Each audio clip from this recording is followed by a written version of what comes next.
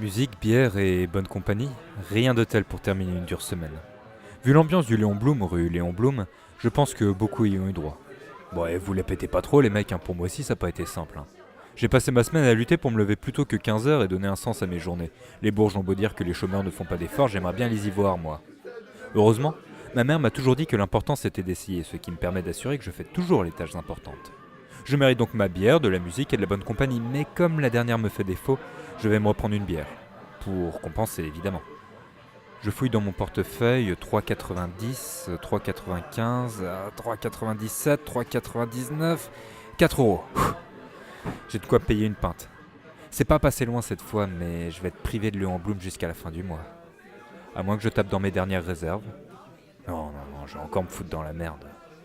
Bah, je dis ça, mais je sais bien que demain je serai revenu à la même place, au même tabouret à 1,53 m de la tireuse. Si seulement j'avais un peu de taf, ce serait plus simple. Ou alors, dorénavant j'achète mes bières au supermarché. Ah non, et hors de question, je ne tomberai pas si bas. Picoler du vin à la maison passe encore, mais de la bière, je suis pas non plus un alcoolique.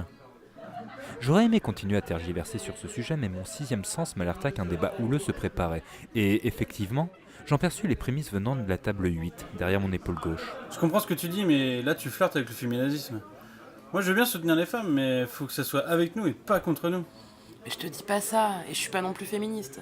Mais ce que je pense, c'est que c'est quand même dégueulasse qu'on n'ait pas les mêmes salaires à travail égal et qu'on a encore tant de difficultés pour avoir un poste à responsabilité. Et tu veux quoi? Qu'on impose une sélection en fonction du sexe? Je vois pas ce qu'il y a de plus sexiste. Ouais, bon, je suis d'accord là-dessus. Si un homme est plus compétent qu'une femme, on va pas le dévaloriser. Mais le problème, c'est que les employeurs, ils pensent pas comme ça. Ah, j'y peux rien si les DRH sont des salauds. Ouais, bon, je vais me chercher une bière. Vous en voulez une? Ah bah ça valait le coup. J'entends des discours pourris, mais là ça bat des records. Moi, ces discours pseudo-féministes, ça me fout l'urticaire. Et je n'ai pu m'empêcher d'intervenir auprès de la fille qui commandait. Faute d'avoir autre chose à foutre.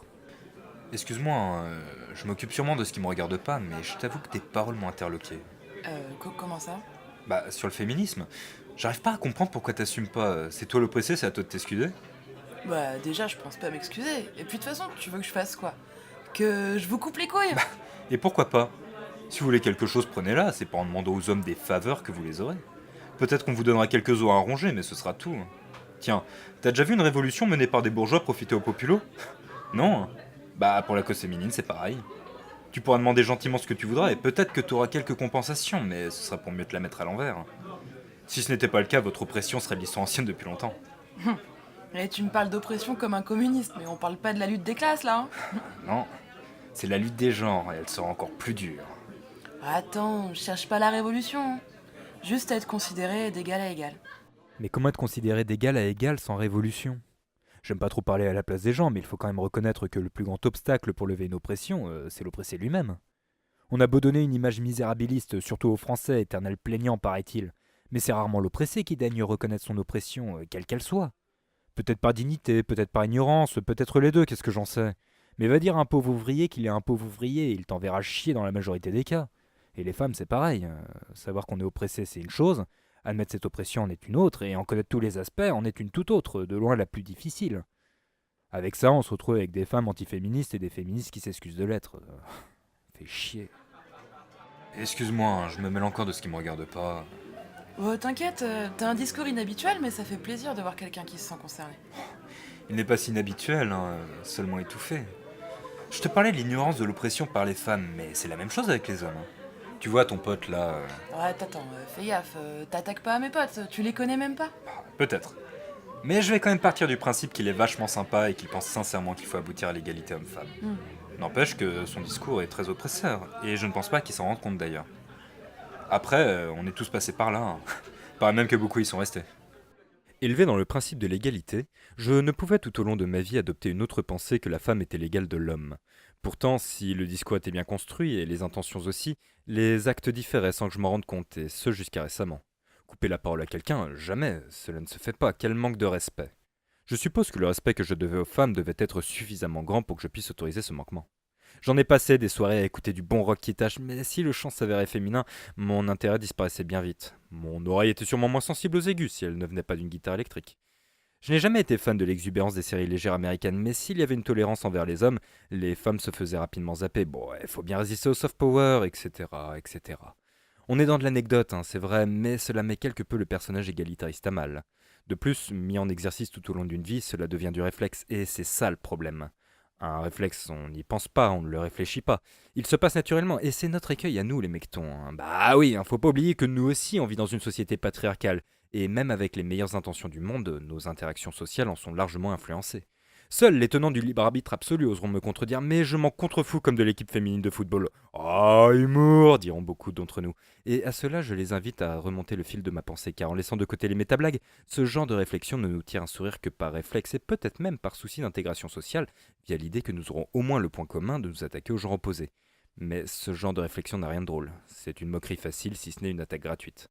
Bon, j'ai pas envie de faire un cours d'humour ce soir afin de démontrer ma pensée, car mes cours de littérature remontent à trop loin. Mais essayons de procéder par expérience. Essayez de vous souvenir de la dernière blague ou moquerie sexiste à laquelle vous avez souri, si ce n'est ri. Si elle ne vous fait pas le même effet, on peut aisément imaginer que c'est le contexte qui vous y a incité. Peut-être même un sentiment de fraternité masculine. Si ça vous procure l'hilarité, soit c'était effectivement une blague très fine, mais à ce moment-là, je me permets de douter de son caractère sexiste et vous invite à consulter un dictionnaire. Soit c'est que vous êtes atteint du syndrome Tex, et dans ce cas, je vous prie de cesser de foutre en l'air mes démonstrations. Bon, je suis peut-être pas d'accord avec son discours, mais de là à le qualifier d'oppresseur, j'ai plutôt l'impression que tu t'excites un peu. C'est pas Weinstein non plus. C'est vrai qu'on peut être antisémite sans être nazi. Ouais, tout comme on peut prêcher l'égalité entre les hommes, et puis les envoyer en Sibérie. Je dois bien avouer que je n'ai pas mené une vie à la Gandhi, mais le harcèlement de la gente féminine fait partie des rares défauts que je ne me trouve pas. Hein. Au contraire, hein, à cause de ces histoires, je n'ai jamais osé aborder une femme. Ouais, ouais. En y réfléchissant, j'ai l'impression de ne pas avoir dit quelque chose de très cool. Hein. J'ai pas envie de dire sexiste, hein, mais je suppose que si je suis moi-même capable de discerner si je parle à quelqu'un d'intéressant ou un gros con, alors une femme peut assurément avoir la même capacité. À ce moment-là, je suis en train de leur rejeter la faute pour un défaut qui m'habite. Ouais. Soyons justes. Quant au problème de harcèlement, je ne sais que dire. J'ai longtemps vécu dans un monde idéal où je n'imaginais pas le harcèlement et l'agression comme lot quotidien. Bien entendu, je savais qu'il y avait des cons, mais je sous-estimais largement leur nombre et leur importance, sûrement plus concentré sur mes cons à moi. Puis, au cours d'une soirée majoritairement féminine, une langue balance une histoire sordide, une autre enchaîne, une troisième surenchérit, et ainsi de suite. J'imagine que j'ai vécu la même stupeur que d'autres en visitant la fameuse jungle de Calais, on se dit ça va, quoi. Et quand c'est sous notre pif, on ne peut s'empêcher de dégueuler cette société. Il y en a eu d'autres des soirées comme ça, et je ne les porte pas dans mon cœur. À chaque fois, ça m'inspire haine, dégoût et honte. Ce qui me fait encore plus chier dans cette histoire, c'est que je n'ai véritablement rien à dire, rien à penser, rien à révolutionner. Je ne peux que penser des banalités, j'ai aucune solution, pas même une piste, et ça me déprime. Une fois, j'ai vu une fille se faire aborder par deux mectons beurrés sur le chemin menant à l'arrêt de tram le plus proche. Ils s'étaient éloignés pour je ne sais quelle raison, puis semblaient revenir à la charge. Je m'étais placé sur leur trajectoire. Dans le tram, je fis attention à être entre eux et cette fille, bien décidée à intervenir en cas de problème malgré la boule croissante au niveau de mon estomac. C'est déjà ça, mais je ne peux pas être présent partout. Et surtout, je ne suis pas sûr de réussir à reprendre mon courage à demain. Ouais, bon. Tout ça pour ne rien dire si ce n'est mort aux cons et qu'on leur coupe les couilles. J'espère seulement ne jamais en faire partie. Pour mon intégrité. Bon, je dis ça, mais avec MeToo et Balance ton porc, ça devrait changer. Tiens, tu voulais une révolution féminine, la voilà. Possible. Quoi, c'est tout ce que ça t'inspire? Et tu serais pas qu'une grande gueule par hasard? J'espère que ça va faire bouger les choses, mais vu la pérennité des mouvements avec un hashtag, j'ai du mal à rester optimiste. Ou alors t'es déçu de pas pouvoir participer au mouvement. Tu sais que t'es loin d'être conne, toi. Lorsque le mouvement MeToo a débarqué, j'avais rien pigé. Niveau réseaux sociaux, j'ai souvent 2 trains de retard et comme un vieux de 50 piges que je ne suis pas, il a fallu attendre qu'un journaleux me raconte les tenants et aboutissants de ces 2 mots pour que je capte. L'enthousiasme m'a rapidement habité et s'en est allé tout aussi rapidement. D'une part, par ma crainte que le mouvement s'essouffle et ne devienne qu'un événement comme tant d'autres qu'on aura cœur à se rappeler sans risquer de changer le monde, et d'autre part par les attaques bien rodées qui l'abîment. Entre les femmes qui crient au féminazisme et les hommes soutenant cette cause accusée illico de récupération, il nous faudra de sacrées chiennes de garde pour défendre ce mouvement. Et vu l'état du féminisme français, je peine à garder espoir pour vous les filles. Cependant, il y a une petite lueur dans mon pessimisme, et notre ami l'a fort justement remarqué. C'est un mouvement où il est plutôt reconnu que vous seul ayez la parole. Alors bordel, profitez-en à fond. Expliquez, revendiquez, affirmez, contredisez. Posez vos ovaires sur la table tant qu'il en est encore temps. Arrêtez de vous faire chier, prenez enfin la parole. Pas par quelques tweets, non. Prenez notre société d'assaut. D'ailleurs, moi je m'aperçois que cette aventure n'est portée que par un homme s'appuyant sur un second rôle féminin qui, bien qu'il me soit sympathique, est quelque peu simpliste. Je vais donc pour les quelques minutes qui restent laisser la parole aux résistantes de notre temps et terminer cette histoire en vitesse.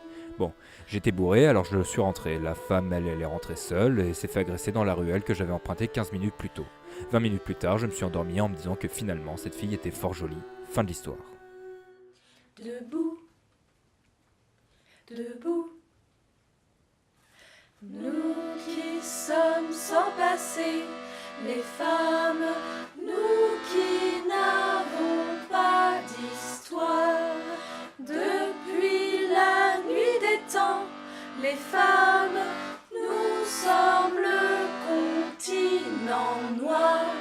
Levons nos femmes esclaves et brisons nos entraves.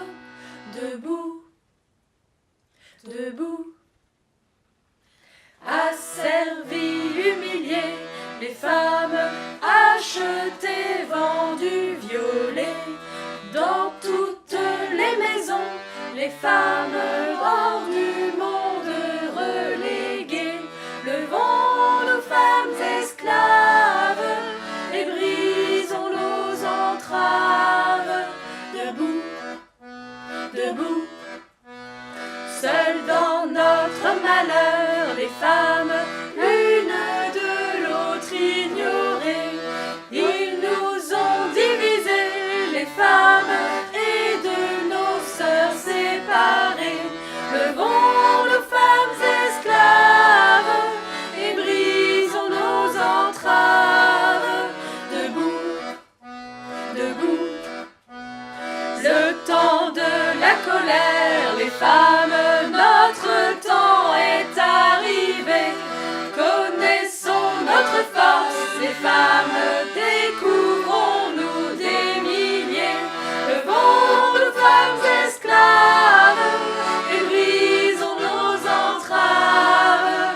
Debout, debout, reconnaissons-nous, les femmes, parlons-nous, regardons-nous. Ensemble on nous opprime, les femmes, ensemble révoltons-nous. Levons nos femmes esclaves et brisons nos entraves. Debout, debout, levons nos femmes esclaves et jouissons sans entrave. Debout, debout, debout. The Mike. Elle était chouette celle-là. Ouais. Bah, on va les écoute. écouter. Ouais, on va écouter les deux versions. Ouais. J'envoie un message avec lui.